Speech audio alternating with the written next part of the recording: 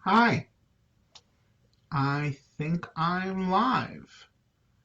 Gonna give people a little time to get here. Hayom Yom Sheni Be'omer Gevura Shebechesed. The strength that is in loving kindness. So that's a wonderful day for a reading.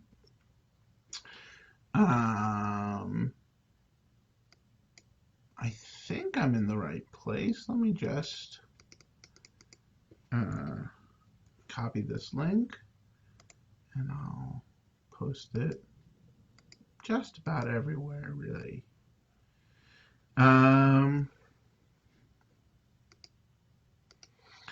Okay, I'll just do that.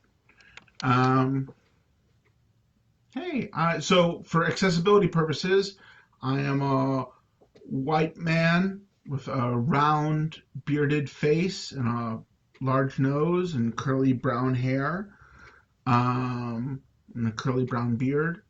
I am wearing plaid on plaid, and I have a background of 3 bookshelves and with several books on them, a variety of books of different types and colors, and an open closet behind me where my cat can go. Hopefully he will not be joining us. I'm just gonna give people 5 more minutes here to get into the room. Comment if you're here.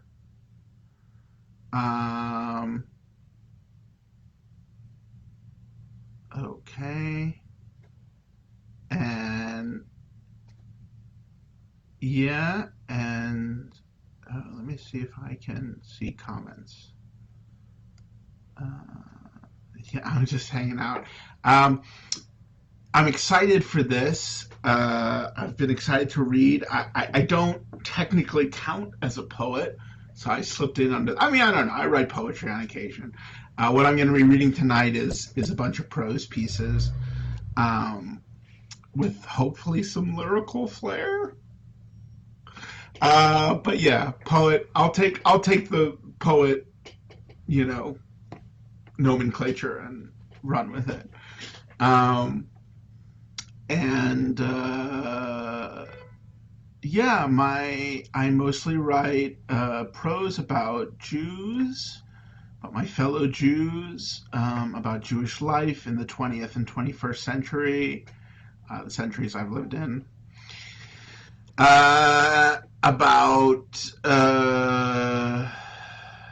the way we love and the way we fail to love and the ugly things we say and the beautiful things we say, and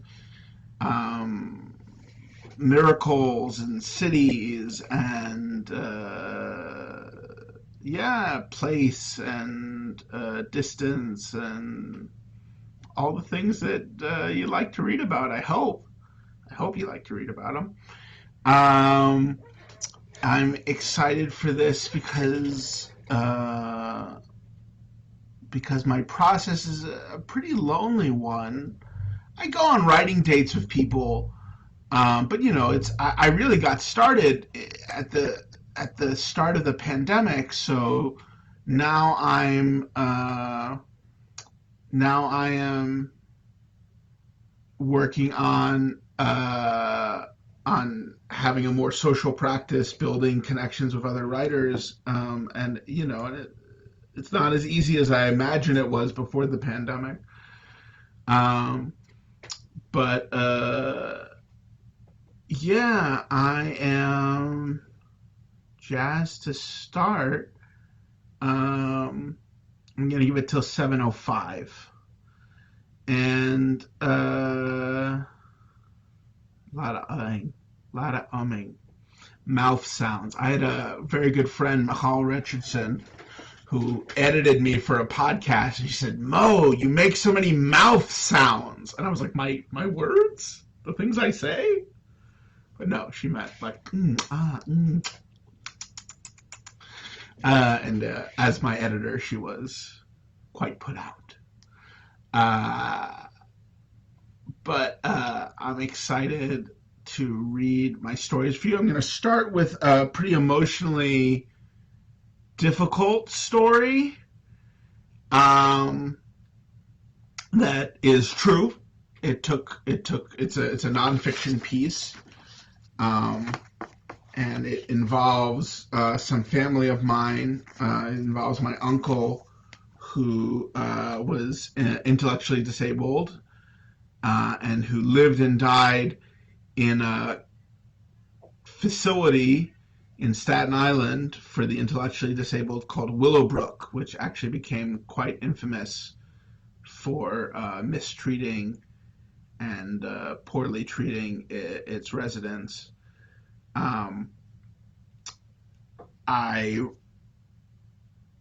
I'll start with this piece. It's called, I'll start with 2 letters from it. It's a larger piece, but I'll only read two letters from it. It's an epistolary piece, so it's a series of letters to my uncle. It's called Care of Willowbrook State School, Letters to My Uncle. Here's the first letter. Dear Uncle Stewie, there's so much I could ask you if I expected an answer. You never spoke in life, let alone wrote letters. The tumors that grew along your spine and in your brain prevented language, the tree that flowers in me, from ever taking root in you. Now, and for these many years, you have been among the dead, also known for their great and terrible silence. But I'm writing you. It is my profound hope that you will gain from these letters, that in some way you are reading them, that though death continues to deny you speech, it has granted you literacy. In studying Tractate Avodah Zarah of the Talmud Bavli, page 3b, we learn, what does the Lord God do with the last hours of the day? God teaches the children that have died. So you and I, Uncle Stewie, will talk as 2 learned Jews to each other. I have been lucky to learn with many rabbis, but it seems your teacher surpasses them all. I sometimes worry, though, that the lessons God oversees are cruel and demanding. First of all, my mother sends her love. She was 9 when you died. She has grown into a woman of incredible compassion, a fierce lover of justice, and a brilliant thinker.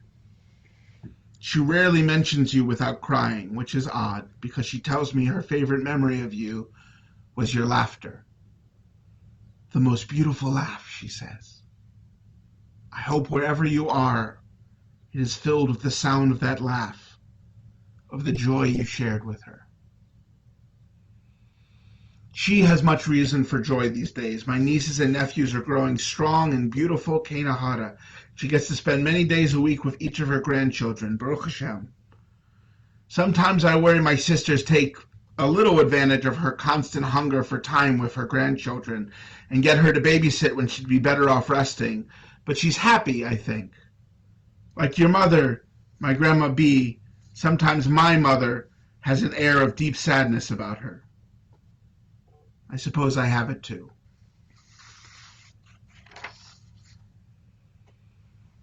I'm doing a lot better these days, but there was a time when that sadness got the best of me. I was so miserable. I was in so much pain. I wanted to die. I tried to die. So I ended up in a residential care facility.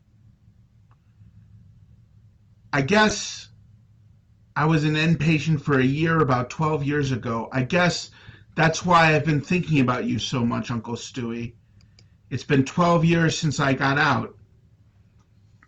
And it only just occurred to me that I'm the 2nd generation of the family that saw the inside of an institution. The dull beige walls. The loneliness of a bed that could be anyone's bed. The chafing of not being able to leave.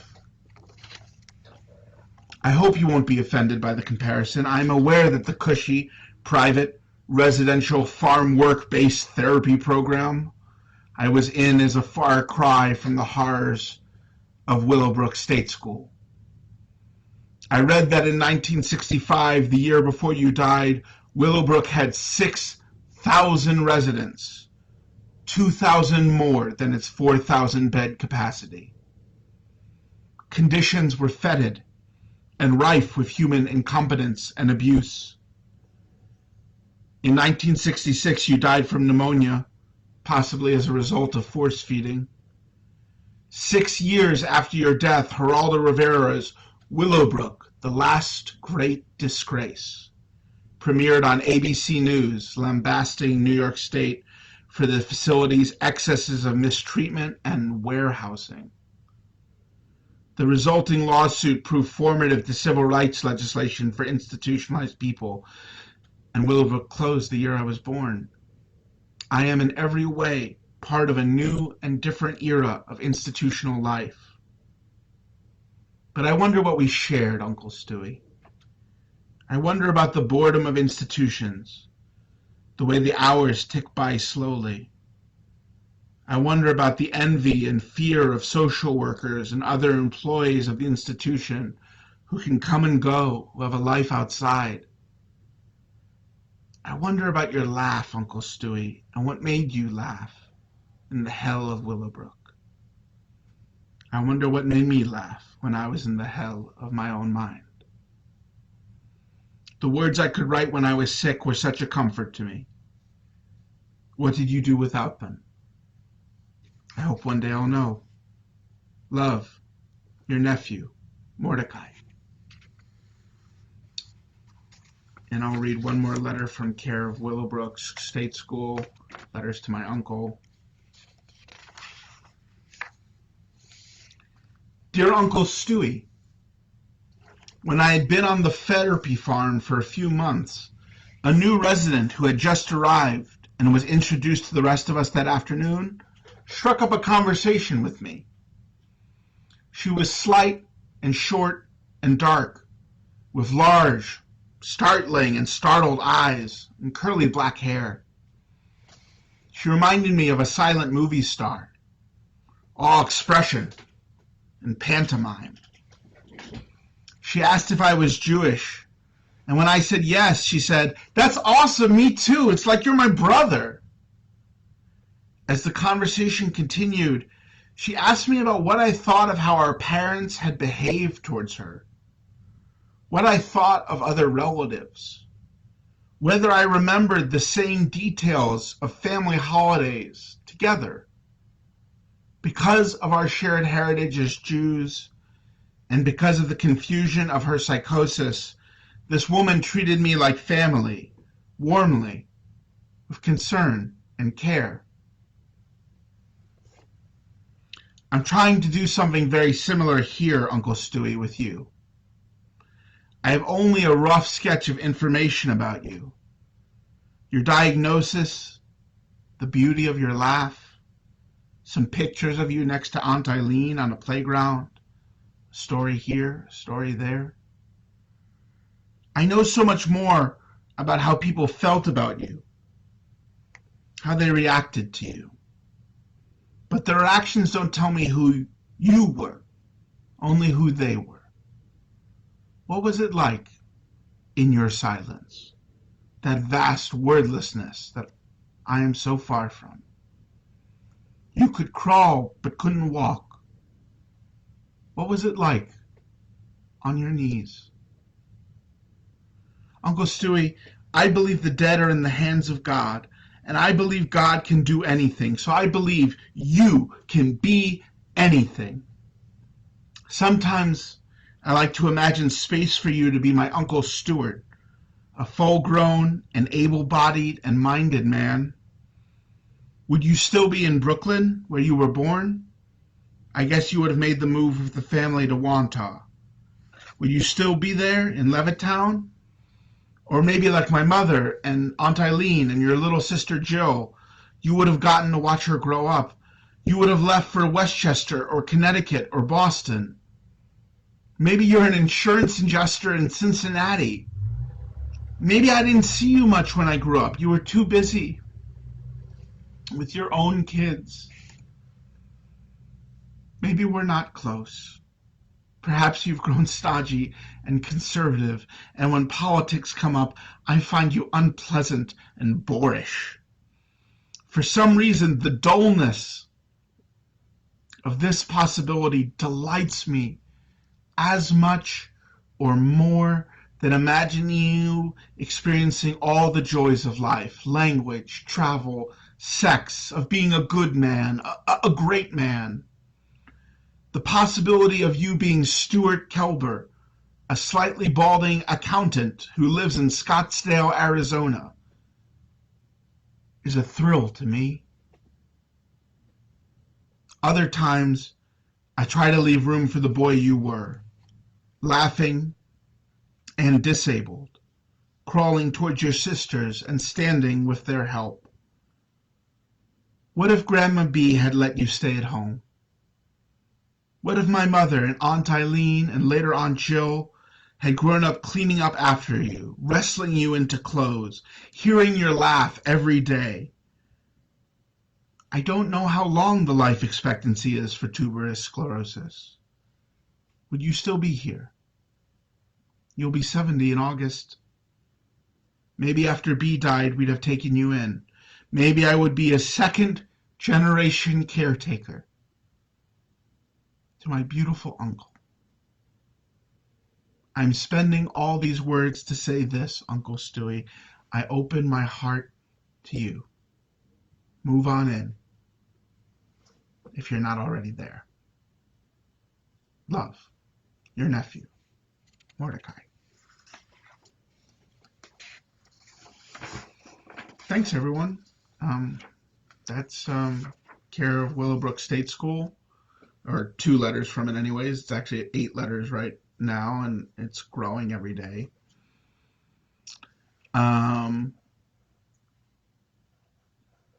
Hold on, it's telling me that I should close browser tabs. I will do that.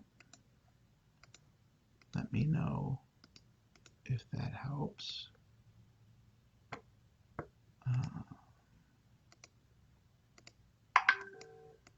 Okay.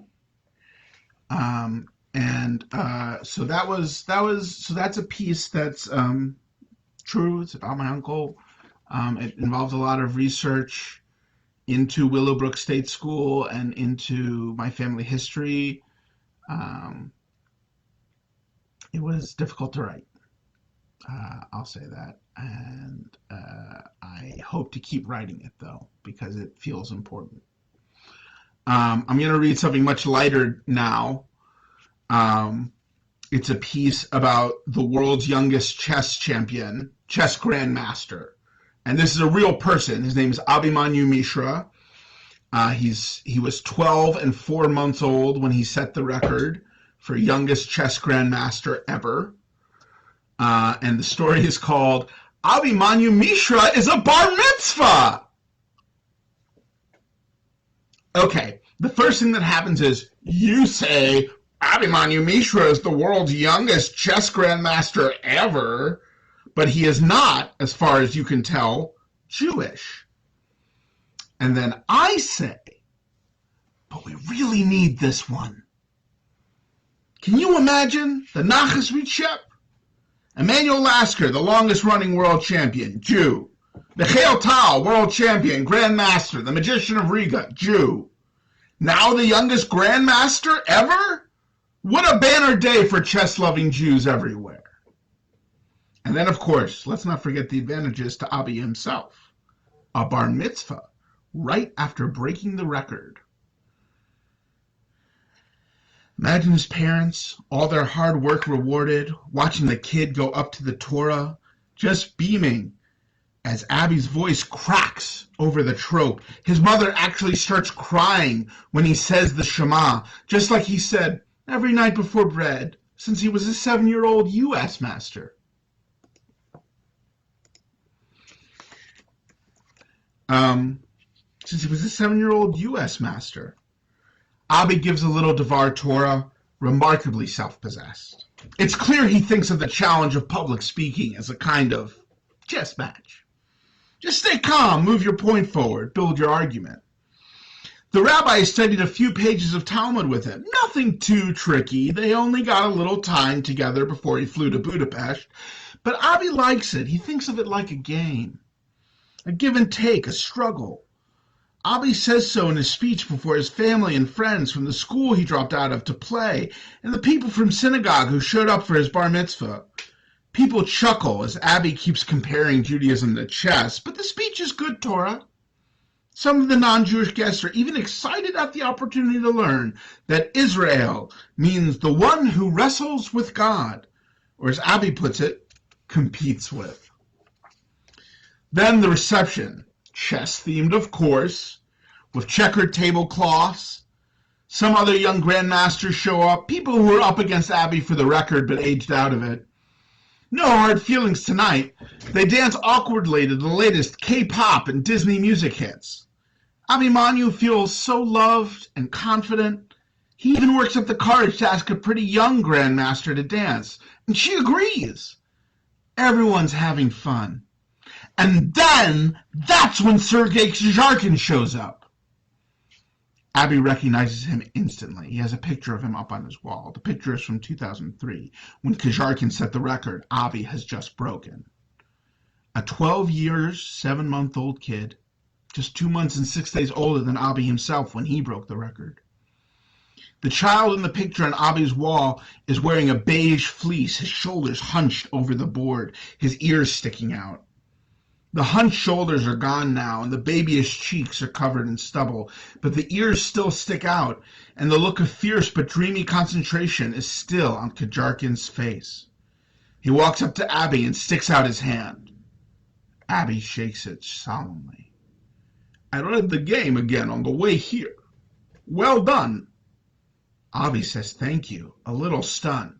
He's drunk on the day, totally relieved the Torah reading and the Grandmaster match is behind him. A little bit in love with everyone in the room, and rare for the confident and competent Abi, completely unsure what attitude he should adopt toward the Russian Grandmaster in front of him. How do you talk to the guy whose record you beat? How do you talk to a potential world champion? Kazharkin seems to notice this uncharacteristic dip in Abi's manner. He pats the young boy on the back and he says in a thick Russian accent, Mazel tov too, on your bar mitzvah. Abi grins and says thank you again, and then blurts out in an attempt at camaraderie, which he realizes only too late sounds fanboyish and rude. Are you going to beat Magnus Carlsen next year? I think you can. Kazharkin stares at Abi and then breaks into a wide grin. Thank you, Abi. We'll see. Gotta get through the next candidates tournament. And then Sergei Kazharkin shakes Abhimanyu Mishra's hand again and is gone. Then it's time for the candle lighting on the cake, which is kind of cheesy, but which Abi saw at his friend Josh's bar mitzvah and insisted on. Abi recites a little poem he made up for each candle and invites up his grandparents, then his parents, then his siblings, cousins, friends to light candles, all the way up to 13. Abi is beaming. It is a smile of pure delight and love. He has broken the record for world's youngest chess grandmaster and read from the Torah, and it has filled his heart and the heart of the Jewish people to bursting. So that's Abhimanyu Mishra is a bar mitzvah, story I wrote about the grandmaster, chess grandmaster from New Jersey, who is the youngest grandmaster in the world, and his bar mitzvah, which did not happen. Because I do not believe he is Jewish. I believe he's Hindu. His parents are from Agra. The next and last story. Ooh, do we have time for it? No, I should take questions. We only have 5 more minutes. All right, I'll take questions. Both those stories are unpublished. I was going to read one story that is published, but yeah, we ran out of time. Let me look at the comments here, see if there's anything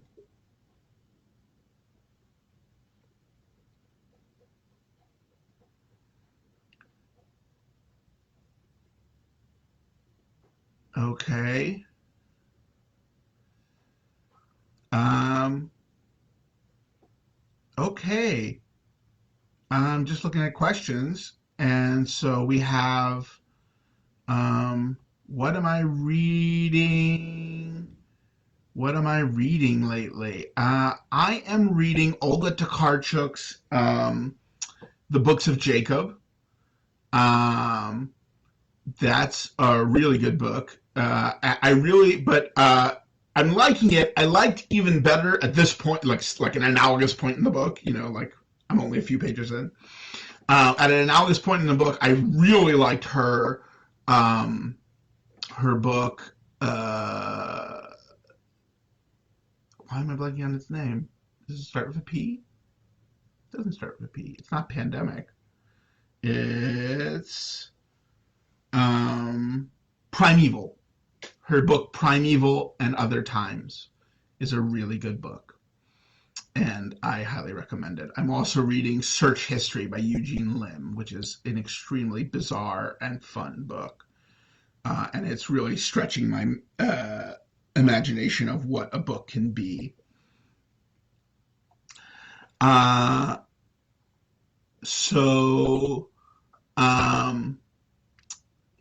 So the obvious question for a virtual reading: how has the pandemic and all its strictures changed the way you work, read, and make sense of your place in the writing community?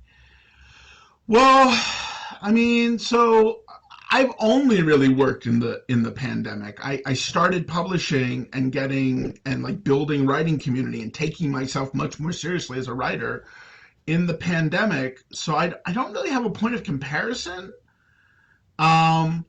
But I will say that it really forces you. The pandemic has really forced me to think of writing as a pursuit of communication, right? Something that really reaches out into the world and ties me to someone else. And I hope it keeps tying me to other people. And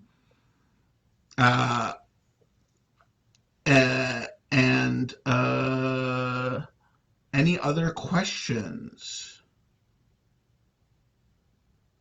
Books, Jacob, on the other recommendation was Primeval and Other Times by Olga Tokarczuk.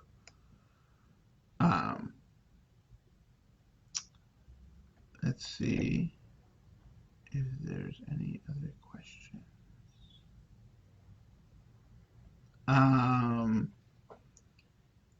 The other piece I was going to read tonight, keep an eye out for it in